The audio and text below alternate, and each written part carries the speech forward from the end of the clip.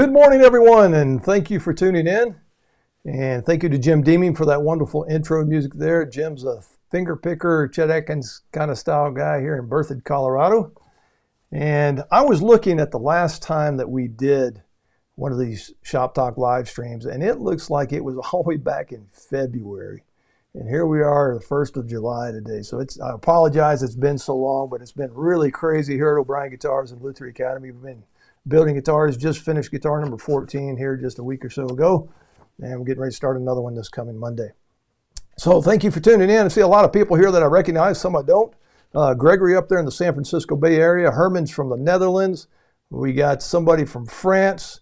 And not Tahiti this time. Boy, he's usually in Tahiti. We got Todd from Colorado. Flagstaff, Arizona is here. John up there in Seattle. Cesar's all the way down there in Brazil. John from Florida. There's Jeff there in Motor City, there in the Detroit area. Sunnyvale, California. Denver.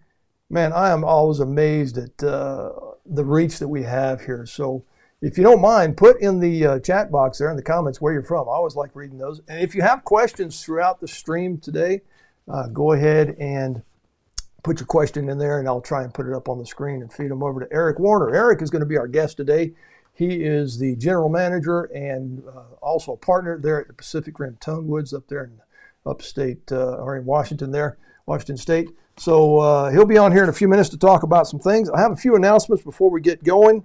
First of all, I want to talk about our sponsors. And by the way, Pacific Rim Tonewoods is a sponsor here at the Luther Academy. So I always like to call attention to our sponsors. So let's just quick go over to the Luther Academy website, and you can look at the sponsors page. There's a sponsors tab up in the upper right-hand corner there. There are our sponsors. They have been vetted. They have been around for a long time. They know what they're doing, and they provide good products and good services. Stu Mac, Glue Boost, Skyscraper Guitars. He's making the O'Brien Guitars neck angle jig. Total Vice, Elevate Luther. He makes some fantastic jigs. There's Pacific Rim Tonewoods, we've already mentioned. Royal Lac, Acoustic Coffee, and Gen 1 Luthier Supply. They do a lot of plans. So make sure that you, if you need a product or a service, go ahead and hit these people up. They help keep the lights on here at O'Brien Guitars and Luther Academy, and they also help keep us luthiers in business, make our lives easier. Let's quickly pop down there to Brazil, and here comes Cesar and Manuela down there all the way in Brazil. Round of applause. Cesar and Manuela are a little bit under the weather today. They have caught a cold and they have some coughing, so they're not going to do a lot of talking today, but just always wanted to say thank you to Cesar and Manuela for the fine job that they do. By the way, Cesar helps keep that Luther Academy website from crashing. He's the webmaster behind everything you see there. So if you ever have an issue, contact me and I'll feed it on over to him. Thank you, Cesar and Manuela. And we're going to have a drawing here in a little bit, and Cesar and Manuela will take care of the drawing for us. If you want to be eligible for the giveaway, there's a link in the chat box. Just go ahead and click on the link. We need your contact information to be able to be eligible for the drawing. Excuse me. We've talked about the sponsors. I also want to head back over to the Luther Academy website. If you click on the resources page there's some great information there, and it's all for free. Don't have to pay a dime for anything. Great articles, links to internal information, external information from the website. Just some great stuff. And Cesar and I have spent quite a bit of time putting that together. So if you need some resources, some information there, just go ahead and click on the resources page there, and there's a lot of stuff that will pop up. Also on the videos page, once again, a lot of free info.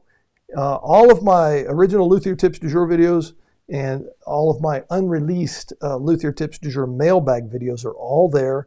I have some repair videos, for example, if you want to learn how to do repairs. Here's one that I launched recently. The action's too high on my classical guitar and the saddle's too low. What do I do? And I actually go through the complete repair there. So there's a lot of great information there. If you want to see past live streams, just click on the past live stream.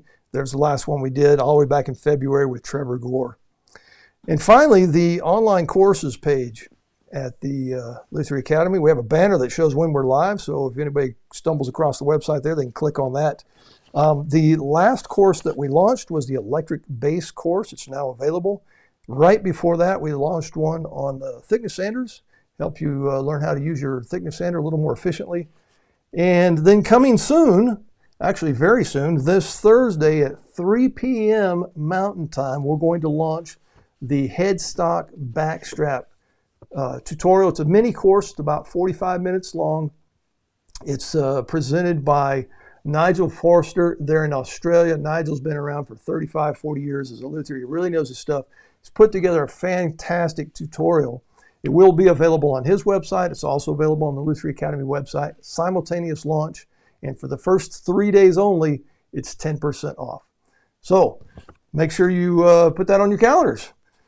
All right. Oh, one more announcement. And this has a little bit to do with Eric here in just a few minutes. He's going to be coming on from Pacific Rim Tonewoods. Trevor Gore, myself, and Pacific Rim Tonewoods are cooking up a 5-day event that will be happening in LaConner, Washington, there in Washington State, the first week of August 2026. It's going to be August 3rd to the 7th, 5-day event. Trevor's going to be doing his modal tuning masterclass. I mean, it's going to completely change your outlook of how guitars are built and how they work. I am also going to be presenting my tactile approach to voicing, bracing and voicing an acoustic guitar. I'm going to integrate that with Trevor Gore's teachings and show how I use Trevor Gore's teachings in what I do here at the Lutherie Academy. We're also going to have concerts. We're going to have a guest speaker. Michael Gurian's going to be there as a guest speaker. And then we're also going to have a facility tour there at Pacific Rim Tonewoods that Eric's going to host for us.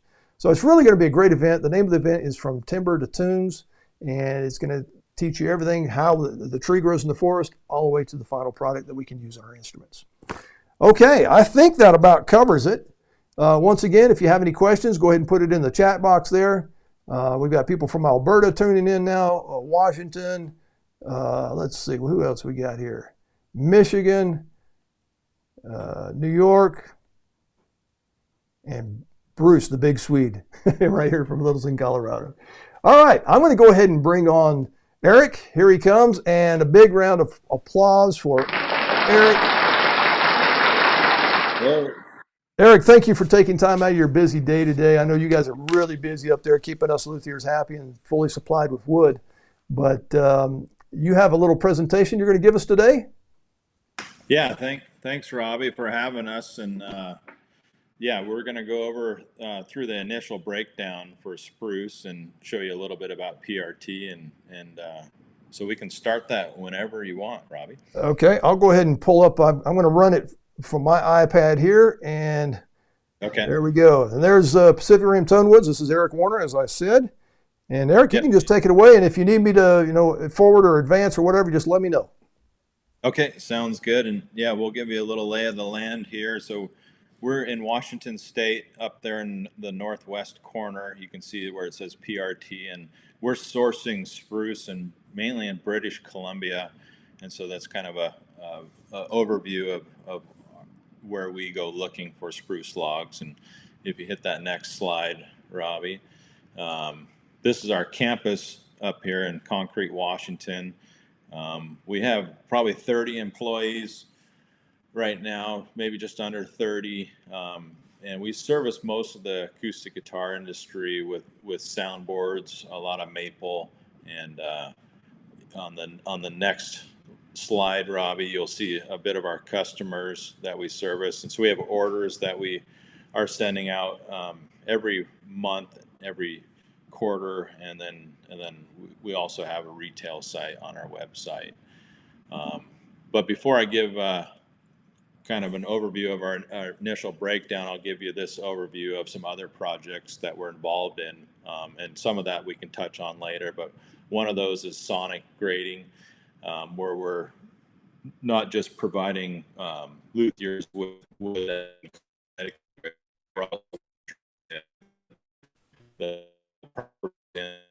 Eric, you're starting to break up on me just a little bit.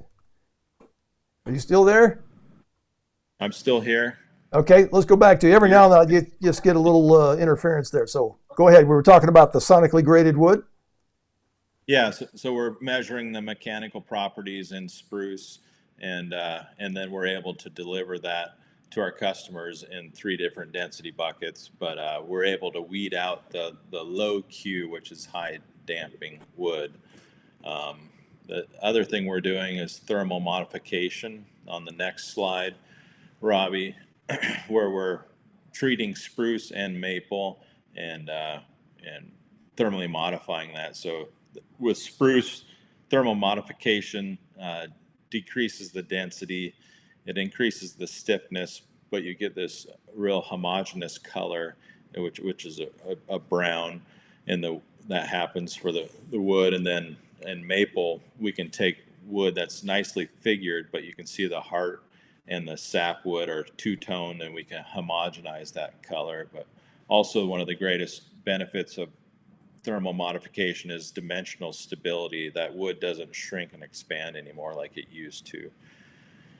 And then there's hang on just a second, Eric. I forgot to mention that when you mentioned the sonically graded wood, I forgot to mention that at the event next year, Dr. David Olson is going to be giving a quick presentation on how you guys measure your qualities and properties and do all the sonically graded wood, correct? Yes. Perfect. All right, let's go back to the iPad here, and here's your next slide. Okay, and then we have a couple propagation projects where we're planting koa over in Hawaii, and then we're also in Washington here. We're planting figured maple trees, which is on the next slide. But both of those projects kind of run parallel with each other, and our species, and so we're planting. You started talking about your goal, and then you faded out again. And I also have a question. You said you're planting figured maple. Now, how do you know it's figured? So when we bring a log to the sawmill here at Pacific Rim Tonewoods, we're selecting logs that are figured, and when we sawmill that log in half, we're able to see how far that figure runs, how intense the figure is, and then we can go back to that stump where that log was harvested and take genetic stock off of that stump and propagate it from that point on. And so it's propagated from that parent tree, but there's a bit of proof of concept that has to happen. So we have to plant those trees out in these trials, and we're working with the geneticist in Seattle who sets up these trials for us, and then we're on 3 different sites here locally. One of them is in La Conner, and we could probably look at that at the show too. And we'll be looking at Utopia when you guys are here a year from now. But that's how we know. We're working with the wood and going back to the stump. Fascinating. All right, let's go back to the iPad here. There's your next slide. Another product that we work with is veneer. So we have maple, walnut, and koa veneer. And once again, we're selecting almost the creme de la creme of all of these species and sending that back to a bulky veneer to be sliced. But we'll clip up maple for electric sets for Fender, and then we're also selling veneer to Taylor guitars and some other customers for products. And we can move on to that next slide, and that's to be the last thing before our presentation. We're also steering wood to bowls, wood that's not suitable for guitars. We're wanting to utilize and still, and so we're starting to make wooden bowls here shortly. And is that all done by hand, or is it computer controlled, or what? Some of that's done by hand right now for the prototyping and stuff, but we're going to utilize a robot in that manufacturing process, because we're looking at making tens of thousands of bowls, and we don't have enough people with strong bodies to make that. So yeah, it's going to be done in a robot cell. Fantastic. All right, you ready for the next slide? I think this one's a video, isn't it? Yeah, so we're going to go into our initial breakdown, and Justin, who sources logs for us but also breaks stuff down, he's going to walk us through a few of these are videos, but it gives you kind of a better glimpse at our operation and what goes through Justin's mind. So we can start this first one talking about the Lutz spruce logs. All right, here we go. Perfect. So this pile of wood here, this is a bunch of Lutz spruce logs. It's a hybrid spruce between a Sitka and a white spruce. And this is kind of more what we're seeing now in our future, is less of the big 5-6 foot diameter typical spruce logs that we usually get the Sitka off the coast. This is a little farther interior, and as you can see, it ranges everywhere from 20-inch top diameter to maybe a larger piece would be a 28-inch diameter. And then what we're doing with these, they're usually pretty knotty at the top. As you can see, we got some end seal on them, so it's a little harder to notice.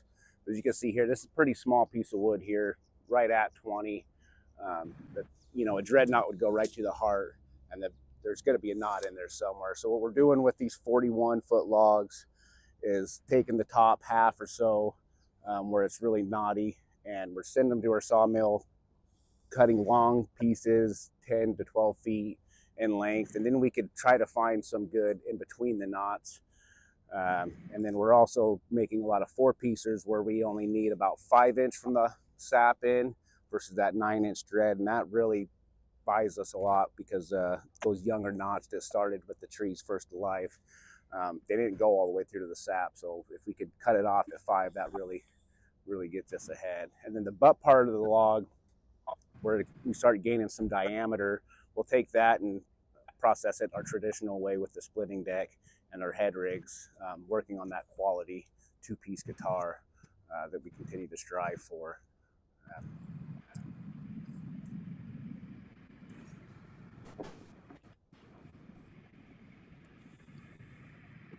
And then that next slide is just showing the loader moving the logs to the deck saw.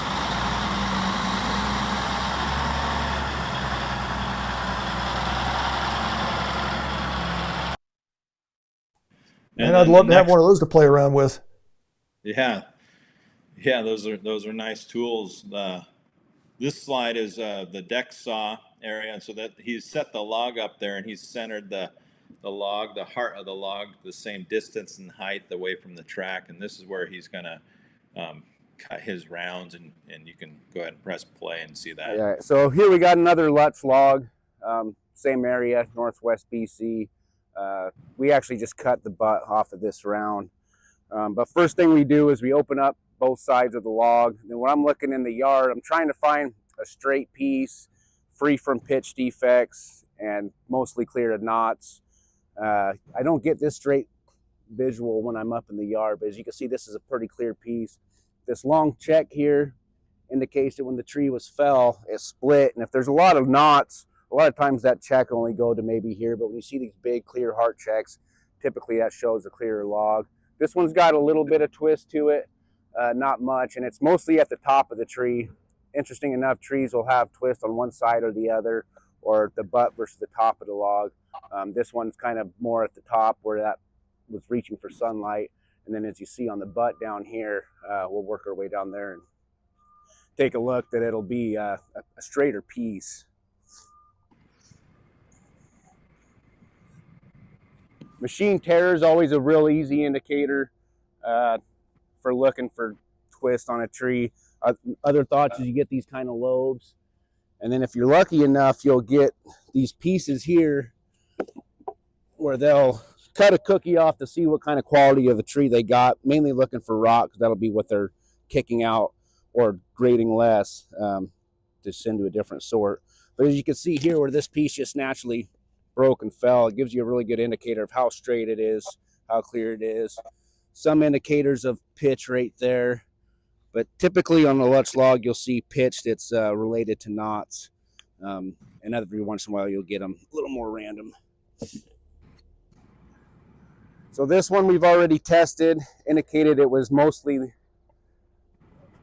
clear, not very problematic. If it was a problematic log, maybe we'd cut it at 25 inches. It gives room on the pattern to move for a dreadnought size. Also, if it doesn't make a dreadnought, we could knock it down to bracing and get 2 12-inch pieces. So basically just working with the most wood we got. And just one small pitch indicator on this here. And sometimes you'll see that sporadically along here. These are all just small knots that have died off when the tree at a younger age. But if you put your tape up to it, you can see there'll be a lot of clear still left in there. So we went ahead and decided to cut this one at 22 inches, and we'll go ahead and cut a round off of it now.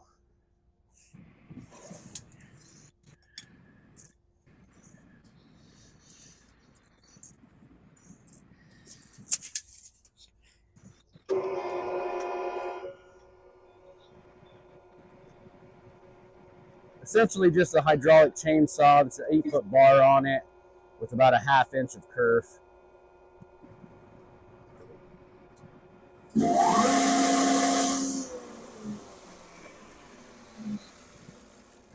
Just scoring the bark here and making sure that we're at length, which we are, and we'll finish the cut.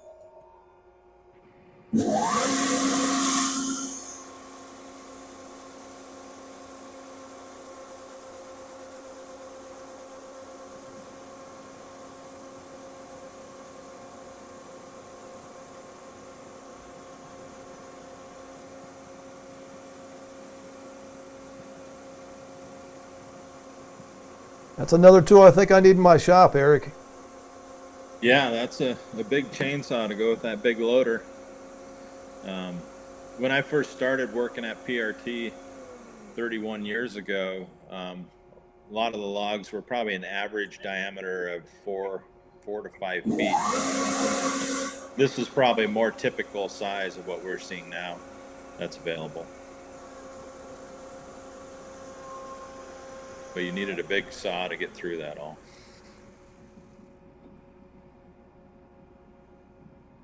So the next slide is where we're taking that round. So that round's been cut to 22 inches long, which is about the height of a dreadnought guitar top. And then that round's delivered to the splitting deck, and that's where Justin's going to break that down into blocks, and we'll watch him do that. Okay, so we have a Lutz log out of Northwest BC. As you can see, it's kind of difficult to see what you really have until we wet down the surface here.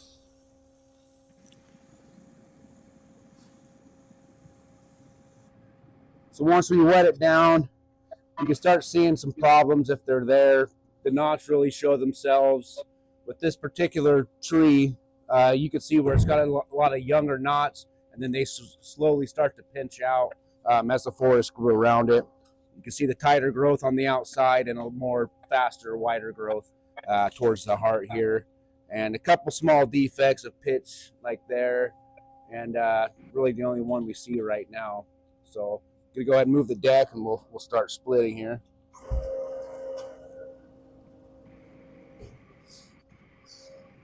We'll sap the log first, and that'll really show any knots that are on the outside that are difficult to see now.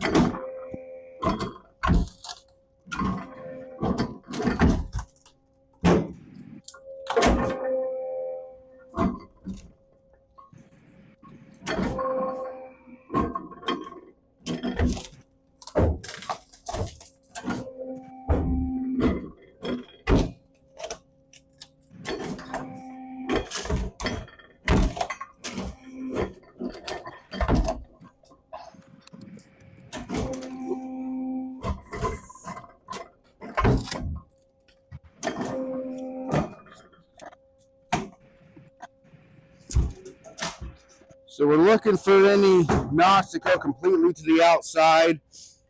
This is only about 4 feet up the log, so it'll be the butt of the tree. Not very many of them. I got one small one here that goes all the way out. And besides that, we just have some internal ones. I think we got one deformity right here. That'll probably be one there. And then you kind of pick the best access to try to hit 2 negative spots for when the sawmill starts, because we'll start as with a bad piece that'll just be throwaway. So I'm gonna go with this knot that I seen, and then there's also the natural crack check of the wood right here from when the tree was fell. I'll score it to help manipulate the split. If I was just gonna split it here and go straight down, it would probably just check here and here. Instead, I'm shooting for something like that, where I could go along that knot, and manipulate this split here.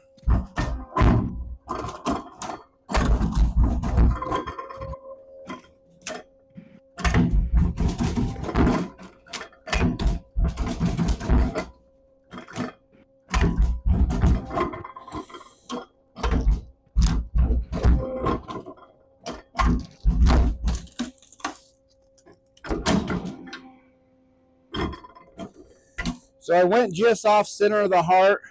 And what that does is show these smaller knots that died out when the tree was younger. Some of them will go all the way through, but most of them you can see will die off.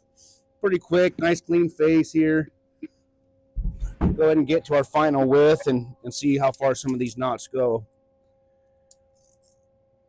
The main pattern, about 8 1/4, 8 1/2 once dry. I try to go a little wider. The wood will still need to be edged, possibly re-edged, and give the guys room for something to work with.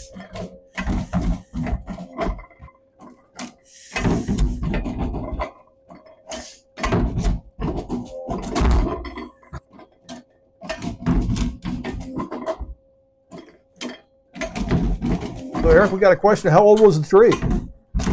As you can see, the small wedge works perfectly once you score it to continue your width. Otherwise, if you were just to split it, that tree would want to follow these growth lines right here and cut you just short of your pattern.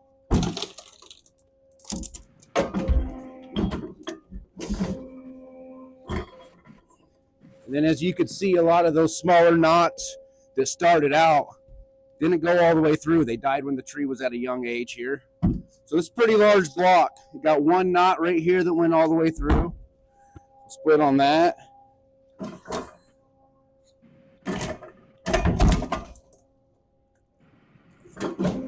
And you can see even that knot there, it died about halfway in between here.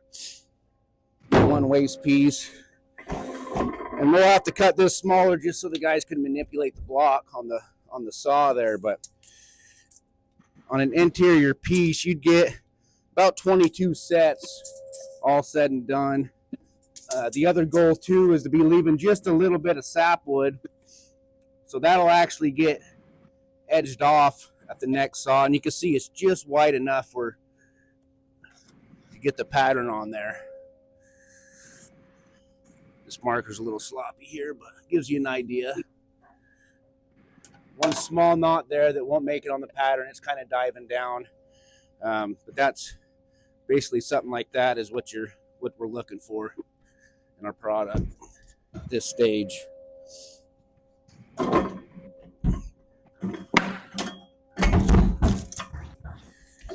So that's One more knot just to. That's probably enough there. The age class on that tree is probably 250 years plus or minus. A lot of our logs that we're dealing with now are roughly in that age. As young as 150 years is some of that younger spruce, but you'll see a little bit wider grain. And so he's prepared that block for the sawyer. And if you hit that next slide, Robbie,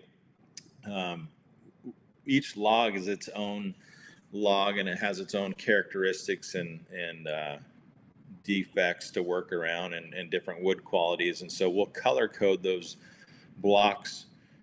So you can see there's green on that one rick, and then there's a black log. And so each log has their own color, and that really helps the sawyer in the next operation identify certain characteristics that he has to work around. And the next slide will be just this visual of kind of our bandsaw tooth there on the left. We're using a stellite teeth. That bandsaw tooth is probably 90 thousandths thick as far as that kerf goes. But you can see this block that's been segmented already into its parts. You can see the tops are the bigger, wider boards, and as we turn that block to get it on quarter, we're also getting some bracewood, and then there's these little waste pieces there. But the next video will actually be Derek breaking down a block on the head and manipulating.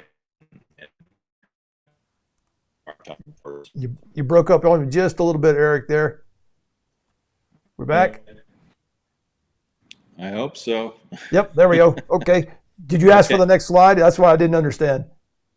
Yeah, so the next slide will be Derek breaking the blocks down into boards. All right. You want to play the video then? Yes, go ahead. Thank you.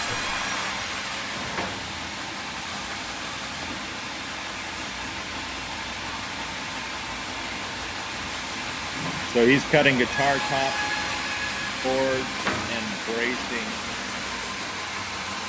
with this bandsaw.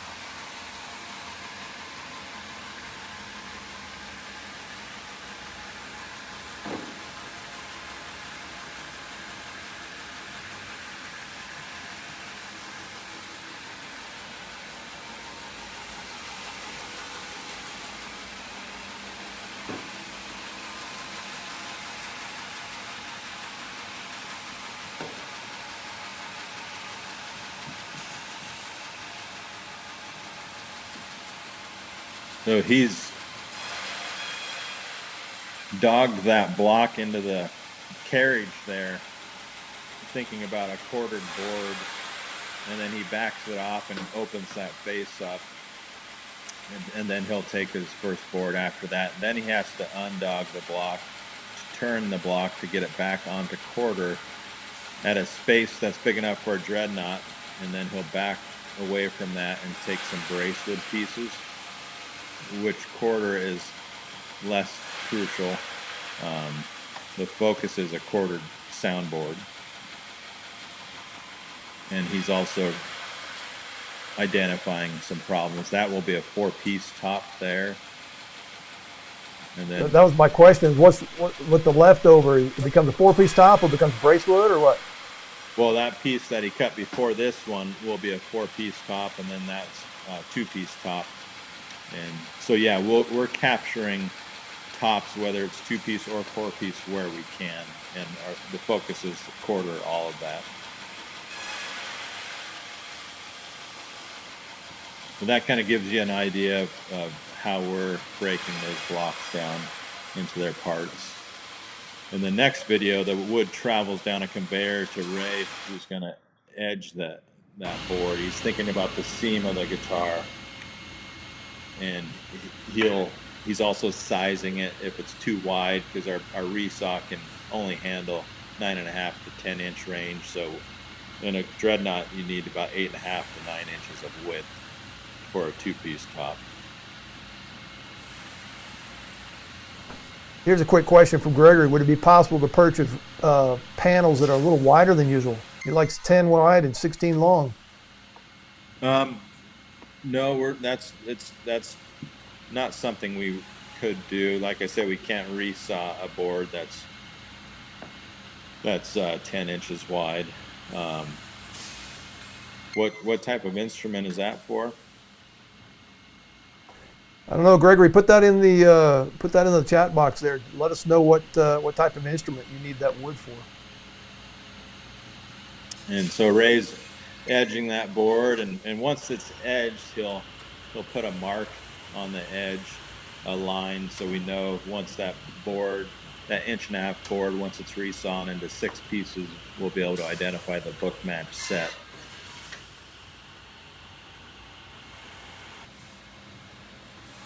And then everything gets stacked at that point and stickered in a pile, which I think we'll see that at the tail end of this video here. You can go on to the next one. Yep. So the next stop is the kilns. These are dehumidification kilns, so it's a real mild cycle. We'll air dry wood as much as we can in the location we live in, but for 6 months out of the year, we have to dry wood and do most of the drying in a kiln, but that's over a 4-week period at a low temp of maybe 100 to 110 degrees, and just venting out that moisture. Here's a question. I'm sorry, Eric. Here's a quick question from Hawaii. Yep. Do you offer ukulele sizes of wood that are too small for guitars? Yes. Yeah. No, we have plenty of wood for ukuleles. The next slide. Once the wood comes out of the kiln, it's going to get surfaced, and then we're going to resaw that into the tops, and so you'll be able to press play on this and see that visual.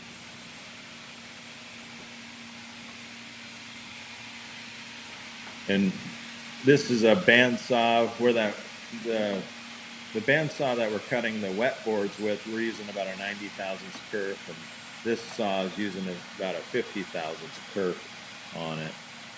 And we're running about 5 boards at a time, and those boards are about 4.2 millimeters thick.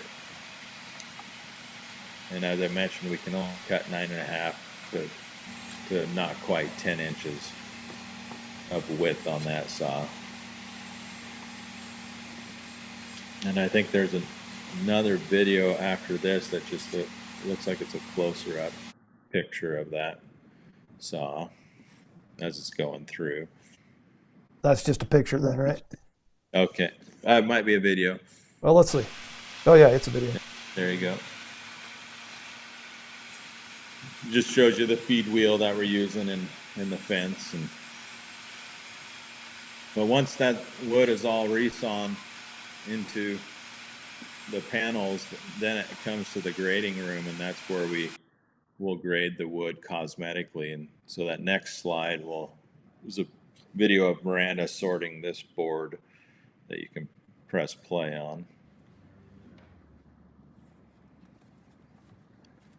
And once again, we're cutting all these blocks for dreadnought size guitars, but there are defects that show up in the wood, and there's more and more defects than there used to be because we're working with smaller logs, and they've just had not as much time to get free from the pin knots and other things. And so we have a number of patterns that we can utilize to make a guitar top work, and then once we figure out which size of guitar that guitar top makes, then we're grading that cosmetically into 3 grades, mostly a AAA, AA, and a single A grade. And after this slide is just a quick video of our Bracewood. If wood does not make a guitar top, then we're still using that for Bracewood, the smaller pieces. But we have quarterly orders and monthly orders with Martin and Taylor guitars and some other customers, and those will get chopped and resawed and ripped and palletized and pallets like that. So that's now, Eric, that when video. you ship those out to, let's say, Martin or Taylor, can they use them immediately? Are they dry, or do they have to stock them for a little bit?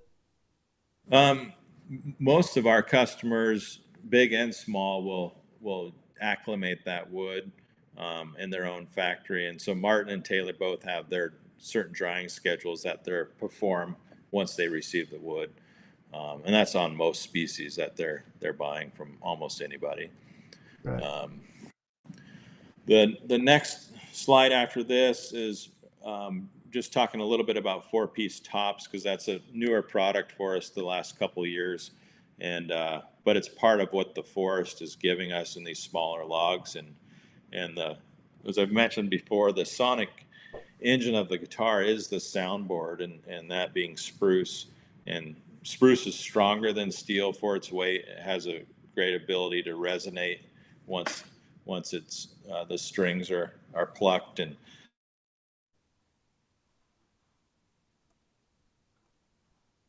it's 4 pieces, and you can see how I've laid it out there on the right. And people can usually they book match the middle set, and then they'll slip match or double book match those outside 2 pieces.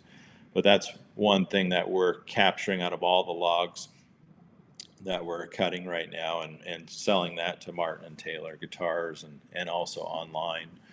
But the next slide is a picture of our new sawmill that we're actually using to cut our smaller logs. This sawmill was designed and built in northern Italy, and we got it in February of this year, and we've been running it ever since on spruce and maple and koa. But the next slide will show you a couple of videos of that in operation.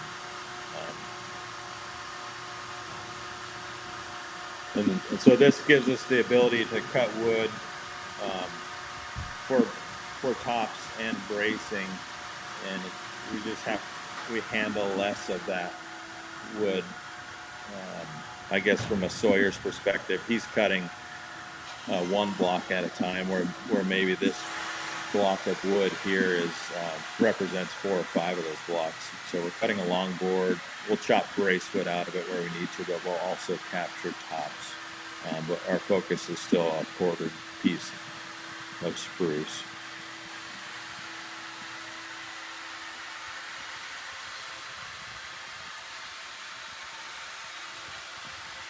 That power head and see nice because he can travel with visually what he's cutting. And on the next slide, you can hit that video button.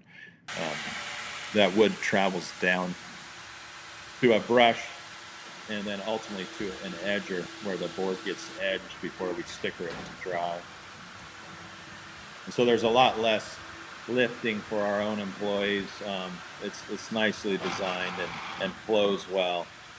But we can put a nice straight line edge on it too before it hits the kiln for drying. Hey, restart. I got a crack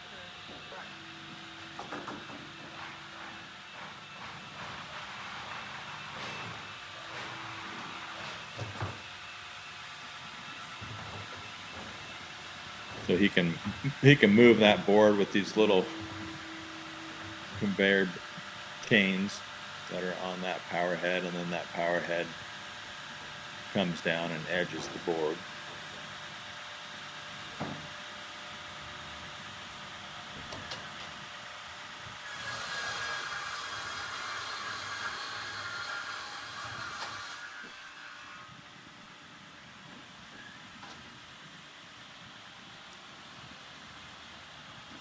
And the next slide after this, Robbie, is just a quick visual of some koa and maple. We also, as I mentioned before, we're planting koa and maple, but we're also harvesting that and cutting up back inside and electric parts for guitars. And so there's some beautiful pieces that we run across, and we sell some of that stuff on our website also. And that's kind of does it for that tour of PRT and that initial breakdown for the soundboards. Fascinating, man. That deserves a round of applause, I think. Well, thank you. All right, now I see a couple of questions here. Yeah. One of them gets pretty involved, but I'll throw it out here. Let's see what you got here, Eric, for this. How would one choose general characteristics, Q, density, stiffness of the graded top based on body shape, slope, shoulder, dreadnought, OM, etc.? Are there resources to help? Now, I know you guys do a lot of grading, and you've recommended certain characteristics to me for certain models. Can you elaborate a little bit on that? Yeah. So once we just steer a portion of our wood into the lab to measure, and as I mentioned, once we measure that board, if it's low Q wood, that goes back to the river of wood it came from. But once it prints out a label onto that, we stick it on the board. Then we've broken things up into 3 density buckets. We've confirmed that it's high Q wood. It sounds good. But then we have a low, medium, and high density bucket that we put that wood into, and that's how most individuals will purchase that on our website, and or customers that we have out in the world that are ordering every month. The how that affects a guitar. So if you're going to build a jumbo guitar, you're probably not going to want a low density top to put on that guitar. And the same as if you're building a triple O or a double O or a smaller body guitar, you probably don't want a really high density top on that guitar top. And so that's how we're recommending people buy that wood. We already know it's high Q wood, and the stiffness and density correlate with each other. And so if you have a high density top, the last thing you want to do is put that on a small bodied guitar and have all that mass on that guitar top. And so the nice thing about this is it's no longer a mystery for somebody that has that guitar top on their workbench. Is they're front loading their workbench with known ingredients, and then they can steer that to the right size guitar more appropriately, and or not receive wood that they really shouldn't be putting on that body style, so that they can use more of what we're the forest is giving us appropriately. Right. Thank you. That was a great answer. A lot of the guesswork's been taken out of it, for us luthiers by people at, Pacific Rim Tonewoods. The latter part of that question was resources. One of the best resources I know is Trevor Gore. Go out and get his books on, design and build of the acoustic and classical guitar. Great resource. Also, if you go out to the Pacific Rim Tonewood website, there's some great resources right there on the website. And there's also the store. You can click on shop there. You can go into the vault. You can get the sonically graded wood, 2-piece, 4-piece. You can get electric and back and side sets. And it's all there. So you can order direct. Is that correct, Eric? Yep, you can order directly from us. And, we're a small company. We're trying to do a lot of different things, as you can see. But yeah, our goal is to reach everybody from the big manufacturer to the individual luthier. And so if you see something or have questions, shoot me an email and I'll get to it when I can. But yeah, there's a lot of information on that site. So, all right, we got time for just a couple more questions. I'm going to go into the giveaway. Here comes a question from the Big Swede. He's right here in Colorado. After processing the tops and brace material, what percentage of the lumber is waste, and what do you do with it? Yeah, that's a good question, and that's part of manufacturing. Yes, we do have waste. What percentage? I don't know if it's 20 to 40% of that log is waste, depending on what we run into. But all of our waste gets hauled to kind of the back part of our property, and where we have a big pile. And people take that away for firewood, but we have that a grinder come in and grind it up. And then the material will go to a cogen site for electricity or to nurseries for mulch and stuff. And so we try to use everything as much as possible. And that's why we sharpen our own teeth, and we have thin kerf on our bandsaw blades, because we want to maximize our yield on all of these resources we have. Perfect. All right, one last question here. Are you also processing Sitka spruce? Because I think you mentioned in the video you were processing Lutz, right? Yeah, at that time it was Lutz, and yes, Sitka and Lutz they're probably shared. They're 100% of what we process, and it's probably 50-50. 50% of it is Sitka and 50% of it is Lutz. And we might not have covered this, or maybe Justin did in the video, but once again, Lutz spruce is a hybrid between where white spruce and Sitka hybridized in a certain place in British Columbia, and so when you're buying Lutz, there's a Sitka component to that, in the genetics, but it's the Lutz spruce. Perfect. All right, I don't see any more questions, so what I'm going to do is we're going to pop down to Brazil, and we're going to do a quick drawing. If you haven't clicked on the link in the chat box there for the drawing, quickly do it. We're going to start by giving away the thickness sander video that was just launched, a great tutorial on how to get the most efficient use out of your thickness sander. Let's go down to Brazil. Cesar and Manuela are sleeping. Let's wake them up. There they are. Not asleep. All right, so how many people do we have, Cesar? Yeah, we have for this round 50 participants. Okay. Let's go ahead and see.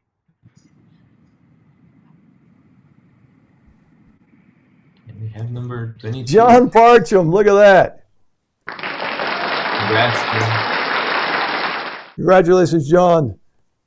All right, and now this next one that we're going to give away, why don't we give away the electric bass course, which was, I filmed it last year, edited it at the beginning of this year. It's now available. Fantastic course, how to make your own neck through electric bass from start to finish. Done, presented by Scott Serene of Serene Basses. Let's go back down to Brazil. And yeah, so someone managed to get in. Oh, we have 51 now. 51. Let's go ahead. And number 13. Todd Black. Congrats. There we go. Congratulations, Todd. All right, thank you, Cesar Manuela. Thank you. All right, let's bring Eric back up here. Eric, thank you very much for taking time out of your busy day. I know you guys are really busy keeping us luthiers well supplied, so thank you very much for taking time out of your day and presenting the process to us. Big round of applause for Eric. You're welcome, Robbie. Thank you for having me. So. And don't forget, folks, next year, the first week of August, August 3rd to the 7th, a whole 5 days from timber to tunes. And I'll be presenting, Trevor Gore will be presenting, Dr. David Olson will be presenting the sonically graded aspect of it. Eric will be there giving us facility tours. Michael Gurin will be there. We'll also have concerts. I mean, it's just going to be a big 5-day bash and a great time to get together with like-minded individuals and swap stories and that kind of stuff. All right, folks, thank you very much for tuning in. Certainly appreciate everybody taking time out of their busy day. Be sure and check out the Pacific Rim Tonewoods website. Order up some materials from them. Thank you very much. Over and out, folks. Thank you.